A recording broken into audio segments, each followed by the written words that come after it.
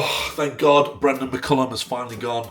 Goodness me, as England Test match coach, not a day too soon. I can't even believe it's taken this long. Look, he may point to an overall marginal winning record, a good start and some entertaining cricket, but I tell you what, the last 3 years have been a complete clusterfuck of buffoonery. It's been an embarrassment. Our Test cricket really has been an embarrassment, culminating in the opposition actually laughing at us in a live Test match, with a Test match and the series still on the line. Here's what Bazball means to me. It means 4 goes at India and Australia, 0 wins. The 2 home series are absolutely gifted draws to the opposition, with some of the dumbest and some of the most foolish shots you've ever seen in Test match cricket. A thing that will be repeated again and again and again throughout the Bazball era. Players not coached, the team not prepared, players getting worse instead of getting better. Our fielding's fallen off a cliff. We don't have a captain anymore. I mean, the whole thing is an absolute shambles. Obviously, the Ashes in the winter was just an absolute embarrassing stain on English cricket. A tour with no warm-up games, no preparation, not the proper coaching staff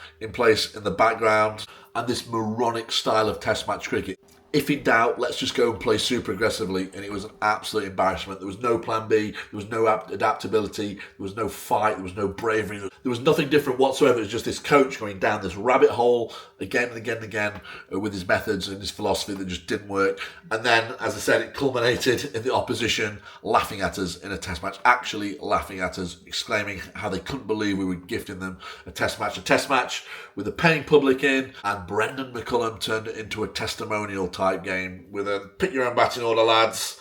All have a bet, see if we can hit the first ball for 6 or scoop the first ball of your innings. It was an absolute shambles. He should have gone that night before the Test match in Trent Bridge had even finished. And that's even before we get on to his absolute disdain he has shown for county cricket. He has driven a massive wedge between the international game and the county game. We all know he's not paid the slightest bit of attention to county cricket. He thought he knew better. He didn't. And I, for one, am delighted to see the end of McCullum. He's embarrassed English Test match cricket. So that leaves us needing a new coach. I've always liked Gary Kirsten, but the idiot that is Richard Gould, who's taken way too long to make the decision he should have made months ago. In the meantime, Kirsten has gone to Sri Lanka, so he's seemingly gone.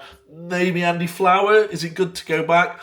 I'm not so sure, but look, it's not about me. I want to know what you guys think. Maybe you think Dravid, maybe you think going back to Flower is a good idea. Maybe somebody like Stephen Fleming, I've heard Richard Dawson mentioned. Maybe somebody I'm not even thinking of. Please let me know in the comments. I'm throwing it over to you. I'm fascinated to hear who you think should come next. Let me know who, let me know why. And longer form video coming over on the YouTube channel.